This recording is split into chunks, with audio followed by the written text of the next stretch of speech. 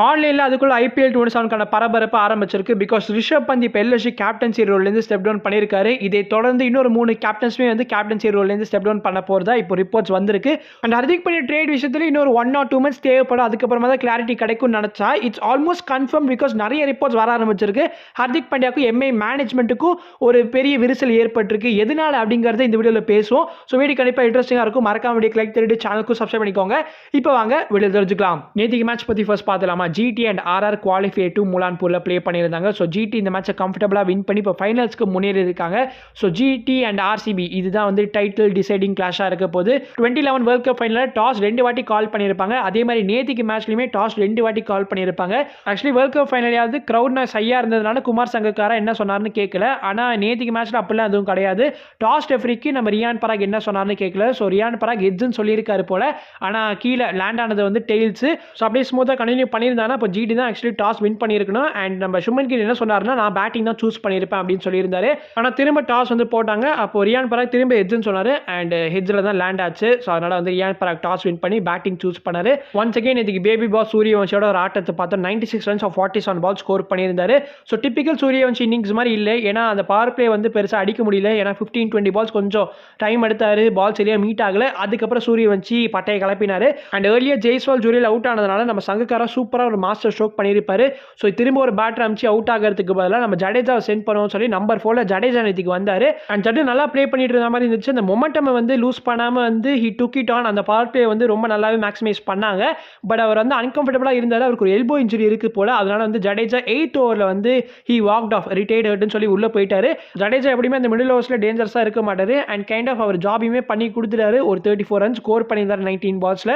8th ஓவரில் உள்ள போன ஜடேஜா 13th ஓவரில் ஆர்ச்சர் அவுட் ஆன கிரீஸுக்கு வந்தாரு. So once again Suryavanshi and Jadeja நல்ல ஒரு பார்ட்னர்ஷிப் பில்ட் பண்ணாங்க. அண்ட் லாஸ்ட் எஸ்ஆர்எச் மேட்ச்ல சூரியவன்ஷி எப்படி அப்பர் கட் ப்ளே பண்ண போய் தேர்ட் மேன்ல அவுட் ஆனாரோ ஸோ இன்னைக்குமே சிமிலர் டிஸ்மிசல் தான். சூரியவன்ஷி அவரோட வேலையை கச்சிதமாக செஞ்சுட்டாரு. இந்த ஆர்ஆர் டீமோட பேட்டிங் லைனப்ப ஃபுல்லாக அவர் தான் கேரி பண்ணியிருக்காரு. இந்த சீசன்ல 776 runs ஸ்கோர் பண்ணியிருக்காரு. It's not at all easy. 15 years old தான். பட் முழுசா அந்த டீமை தாங்கியிருக்காரு. அவுட் ஆகி டக் அவுட்டுக்கு போனதுக்கு அப்புறமா சூரியவன்ஷியை பார்த்து நம்ம ரியான் பராக் கேள்விகள் கேட்கிறாரு. அட்வைஸ் கொடுக்குறாரா திட்டுறாரா என்னன்னே புரியல. நியாயப்படி சூரியவன்ஷி தான் ரியான் பராகை பார்த்து கேள்விகள் கேட்கணும். ஏன்னா கேப்டனா இருந்துட்டு 11 runs நீங்க அவுட் ஆகிட்டு போறியடா அப்படின்னு சொல்லி அவர் தான் வந்து கொஸ்டின் பண்ணியாகணும். ஆனால் இங்கே பார்த்தா ஆப்போசிட்டாக நடக்கிறது.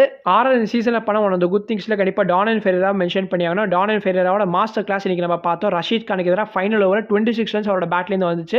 Rashid Khan world class bowler என்று கூட பாராமல் எல்லா பேட்டர்ஸும் இந்த சீசனில் அவர் போட்டு பொழக்கிறாங்க. ஸோ டான் அண்ட் ஃபெரேராவும் வந்து விதி விலக்கு இல்லை.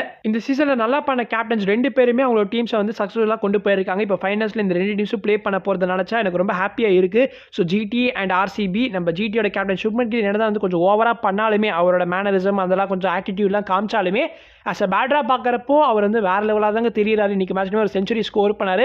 தென் சாய் சுதர்ஷனோட பேக் கிரிப்புக்கு என்னாச்சுன்னு தெரியல. பிகாஸ் பேக் டு பேக் மேட்சஸ்ல ஹிட் விக்கெட் ஆகியிருக்காரு. ஸோ போன மேட்ச்ல கட்டாட பார்த்து பேட் வந்து ஃபிளிப் ஆகி ஸ்டெம்பில் பட்டிருக்கும். அப்பவும் பேட் வலிக்கிருச்சு. இந்த டைம் அதே மாதிரி தான் பேட் வலிக்கிருச்சு பெயில்ஸில் பட்டிருக்கும். ஸோ என்னாச்சுன்னு தெரியல. சுமன் கில் வந்து செம டிசப்பாயிண்டிங்காக இருந்தார். என்னடா இதே வேலையாடா உனக்கு அப்படின்ற மாதிரி இருந்தார். அண்ட் நம்ம சாய் சுதர்ஷனுக்கும் என்ன நடந்துச்சுன்னு தெரியல. ஸோ எனக்கு பார்க்குறப்பே கொஞ்சம் ஃபன்னியாக தான் இருந்துச்சு. எனவே ஓவராக நம்ம ஜிடி அண்ட் ஆர்ஆர் மேட்ச் பற்றியே பேசிட்டு இருக்கோம். இப்போ நம்ம எல்எஸ்ஜியோட கேப்டன்சி விஷயத்துக்கு வருவோமா. எல்எஸ்ஜி இப்போ அவங்க கேப்டன் சாக் பண்ணியிருக்காங்க. Rishabh Pant will no longer be LSG's captain. So அவங்களே வந்து ஆஃபிஷியலாக ஒரு போஸ்ட் போட்டு கன்ஃபார்ம் பண்ணியிருக்காங்க. எல்எஸ்ஜியோட director of cricket Tom Moody என்ன சொல்லியிருக்காங்க, ரிஷப் பந்த் கேப்டன்சிலேருந்து ஸ்டெப் டவுன் பண்ணுறேன் அப்படின்னு சொல்லி ரெக்வஸ்ட் பண்ணியிருந்தாரா மேனேஜ்மெண்ட் கிட்ட. அதை அவங்க அக்செப்ட் பண்ணியிருக்காங்க. இந்த டீமுக்கு ஆஸ் அ கேப்டன் அவர் என்னெல்லாம் செஞ்சாரோ we are very grateful அப்படின்னு சொல்லியிருக்காரு. இங்கே தான் எல்லாருக்கும் இன்னொரு கேள்வி வருது. ரிஷப் பந்த் இப்போ கேப்டன்சியில் இருந்தாலும் ஸ்டெப் டவுன் பண்ணியிருக்காரு. அவர் பிளேயராக கண்டினியூ பண்ண போறாதான்னு கேட்டீங்கன்னா அதுதான் கிடையாது. இப்போ கிரிக் பஸ்ல என்ன சொல்ல வராங்கன்னா ரிஷப் பந்த் வந்து இப்போ ரிலீஸ் பண்ணுறதுக்கான வாய்ப்புகள் தான் அதிகமாக இருக்கா. 27 crores ரொம்ப ஹை அப்படின்னு எல்எஸ்ஜி மேனேஜ்மெண்ட் யோசிச்சுட்டு இருக்காங்க. அண்ட் அதோட சேர்த்து என்ன சொல்ல வராங்கன்னா ஆக்ஷனுக்கு ரிலீஸ் பண்ணிட்டு ஆக்ஷனை சீப்பர் பிரைஸுக்கு வாங்க பார்ப்பாங்க. பிகாஸ் ஆக்ஷனில் கண்டிப்பாக 27 crores ரிஷப் பந்த் திரும்ப போக போகிறது கிடையாது இல்லையா. ஸோ அப்படி மேபி பண்ணுறதுக்கு வாய்ப்பு இருக்கா. இவன் வந்து ரிஷப் பந்த் ரிலீஸ் பண்ணாலுமே நிக்கோலஸ் புரானை ரீடைன் பண்ண போறாங்களா. நிக்கோலஸ் புரானுமே வந்து ஹை பிரைஸ் தான் 21 crores அவர் வந்து ஆக்கிபை பண்ணுறாரு. ஆனால் ஸ்டில் எல்எஸ்ஜி வந்து அவரை ரீடைன் பண்ண போறாங்கன்னு சொல்லி தான் இப்போ கிரிக் பஸ்ல ரிப்போர்ட் பண்ணியிருக்காங்க.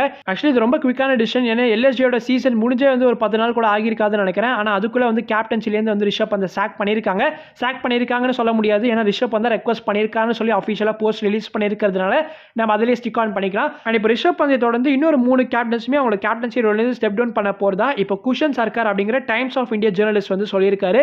So next 3 in line are Rahane, Axar Patel and Ruturaj அப்படின்னு சொல்லியிருக்காரு. எனக்கு நம்ம அக்ஷர் படேல் ரஹானே கூட சான்ஸ் இருக்கு. But Ruturaj not at all possible. ஏன்னா ரீசனாக தான் வந்து காசி சாரே வந்து கன்ஃபார்ம் பண்ணியிருந்தார் ரெட் ஸ்போர்ட்ஸ் கிட்ட. ருத்ராஜ் கிட்ட ஒரு காம்னஸ் இருக்கு. தலதோனி அண்ட் ஃபிளமிங் வந்து அவர் டெவலப் பண்ணியிருக்காங்க into a very com captain. Ruturaj இந்த ஒரு குவாலிட்டியை மற்ற கிரிக்கெட்டர்ஸுக்குமே கற்றுக் கொடுப்பாருன்னு சொல்லி நம்ம சிஎஸ்கே சிஓ வந்து ரீசெண்டாக பேசியிருக்காரு. அதனால ருத்ராஜ் கண்டிப்பாக வந்து ஸ்டெப் டவுன்லாம் பண்ண போகிறது கிடையாது. நிறைய ஃபேன்ஸ் நெக்ஸ்ட் கேப்டனா சந்து சாம்சனை போடுங்கப்பான்னு சொல்றாங்க. சந்து சாம்சன் இந்த டீமை ஜாயின் பண்ணது கேப்டன்சிக்காக கிடையாது. அது எப்போ அண்டர்ஸ்டாண்ட் பண்ணிக்க போறீங்கன்னு தெரியல. இப் சந்து சாம்சன் உண்மையாவே இந்த டீம்ல கேப்டன்சிக்காக தான் ஜாயின் பண்ணியிருந்தாருன்னா அவர் முதல் சீசன் ஜாயின் பண்ணப்பே வந்து கேப்டன்சி கேட்டிருப்பாரு. ஆனால் அவர் எந்த மாதிரியுமே ஃபோர்ஸ் பண்ணல. எனக்கு ருத்ராஜ் கீழே ப்ளே பண்ணது ரொம்ப மகிழ்ச்சி அப்படின்னு நிறைய வீடியோஸ்ல அவரே ஷேர் பண்ணியிருக்காரு.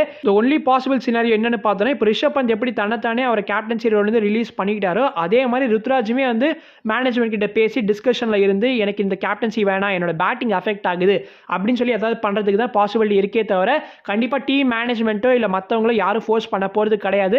ருத்ராஜை தவிர நான் மற்ற 2 கேப்டன் சொல்லியிருப்பேன் பாருங்க, அக்ஷர் படேல் அண்ட் ரஹானி. இதுக்கான பாசிபிலிட்டி ரொம்ப ஹையா இருக்கு. இவங்க 2 பேருமே கண்டிப்பா ஸ்டெப் டவுன் பண்ணி ஆகணும். அக்ஷர் படேலோட நம்பர்ஸ் as a கேப்டன் இந்த சீசன்ல ரொம்ப புவரா இருந்திருக்கு.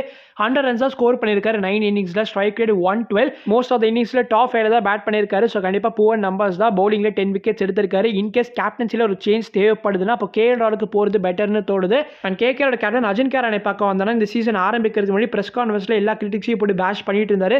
என்னோட ஸ்ட்ரைக் ரேட்டை பார்த்து குறை சொல்றீங்க, என்னோட பழைய மேட்ச்ல பார்த்துருக்கீங்களா, நான் எப்படிப்பட்ட பிளேயர் தெரியுமாடா அப்படின்னு பேசிட்டு இருந்தாரு. அஜின்காரனே இந்த லாஸ்ட் கோல்டன் டச்சுங்கிறது வந்து 2023 நம்ம சிஎஸ்கேக்காக ப்ளே பண்ண போதான். அதுக்கப்புறமா எப்போ கேகேஆர் ஜாயின் பண்ணாரோ அப்போலேருந்தே அவரோட டவுன்ஃபால் தான் நம்ம பார்த்துட்டு இருக்கோம். அண்ட் இன்கேஸ் அவரை ரிலீஸ் பண்ணா கூட மற்ற டீம் யாரும் வாங்குறதுக்கு இன்ட்ரெஸ்ட் காமிக்க மாட்டாங்க. ஆக்சுவலி லாஸ்ட் வீடியோல பேசியிருந்தேன் நினைக்கிறேன். கேகேஆருக்கு ஒரு ஆல்டர்னேட்டிவ் இல்லாமல் போயிருச்சு. அதுதான் உங்களோட பெரிய பிரச்சனையே. இப்போ அஜின்காரனை தாண்டி அவங்களால வேற யாரையுமே யோசிக்க முடியல. அண்ட் அவங்க ஆக்சுவலி ஏதாவது ஒரு பிளேயர் வாங்கினா மட்டும்தான் இனிமேல் அவங்க கேப்டன்சியை சேஞ்ச் பண்ண முடியும். எல்எஸ்ஜிக்காவது வேரியஸ் ஆப்ஷன்ஸ் இருக்கு. அவங்க ஒரு ஓவர்சீஸ் கேப்டன் கூட போக முடியும். பிகாஸ் ஆஸ்திரேலியாவோட T20 கேப்டன் மிச்சல் மார்ஷே இருக்கார் அந்த டீம்ல. அதனால மிச்சல் மார்ஷே கொடுக்கலாம். ஒரு எய்டர் மார்க்ரமுக்கு போகலாம். அவங்க டிஃப்ரெண்ட் ஆப்ஷன்ஸ் வச்சிருக்காங்க. பட் கேகேஆர் என்ன பண்ண போறாங்கன்னு we have to wait and watch. நீங்க என்ன கேஸ் நினைக்கிறீங்க? இந்த சீசன்ல ரிஷப் பந்தை தொடர்ந்து எந்தெந்த கேப்டன்ஸ்லாம் இப்போ வந்து ஸ்டெப் டவுன் பண்றதுக்கு வாய்ப்பு இருக்கு அப்படிங்கறத கண்டிப்பா கமெண்ட்ஸ்ல போடுங்க. அப்படியே நம்ம ஹர்திக் பாண்டியோட விஷயத்துக்கு வந்தோம்னா ஹர்திக் பாண்டியா இப்போ எம்ஏயோட கேப்டன்சி ரோல்ல இருந்து ஸ்டெப் டவுன் பண்ண போறாரு. ஸோ எம்ஏ வந்து அவரை சாக் பண்ண போறதா சொல்லியிருக்காங்க. அண்ட் டீம்ல அவர் கண்டினியூ பண்ணணுமா, as a பிளேயரா அவர் கண்டினியூ பண்ணணுமா அப்படிங்கிற டிஸ்கஷனுமே வந்து கூடிய விரைவில் கண்டிப்பா நடத்துவாங்களாம். அண்ட் பிடிஎல் என்ன சொல்லியிருக்காங்கன்னா ஹர்திக் பாண்டியா மிட் சீசன்லயே டீம் மேனேஜ்மெண்ட் கிட்ட இன்ஃபார்ம் பண்ணியிருக்காரு, I'm going to quit the பிரான்சைசின்னு. ஹர்திக் பாண்டியாக்கு ரொம்ப ஹர்ட்டிங்கா இருந்ததுன்னா இந்தியாக்காக T20s ப்ளே பண்றப்போ சீனியர் பிளேயர்ஸ் எல்லாருமே அவருக்கு இருந்து 100% கமிட்மெண்ட் டிமாண்ட் பண்ணாங்க.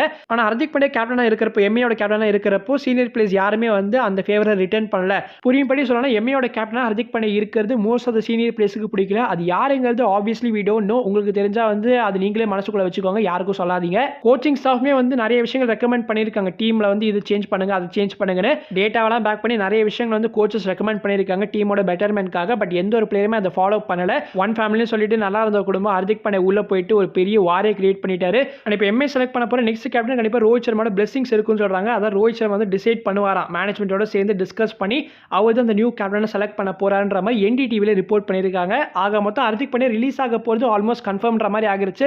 பிகாஸ் எக்கச்சக்கமான சோர்சஸ் கன்ஃபார்ம் பண்ணிட்டாங்க. இங்க தான் நிறைய பேருக்கு ஒரு சந்தேகம் வருது. இப்போ எல்எஸ்ஜியோட கேப்டன்சில இருந்து இப்போ ரிஷப் பந்த் ஸ்டெப் டவுன் பண்ணியிருக்கிறதுக்கான ரீசன் வந்து ஹர்திக் பாண்டியாவை கொண்டு வர போறாங்க. எல்எஸ்ஜிக்கு தான் ஹர்திக் பாண்டியா வர போறாரு, அங்க ரிஷப் பந்த் போக போறாரு சொல்றாங்க.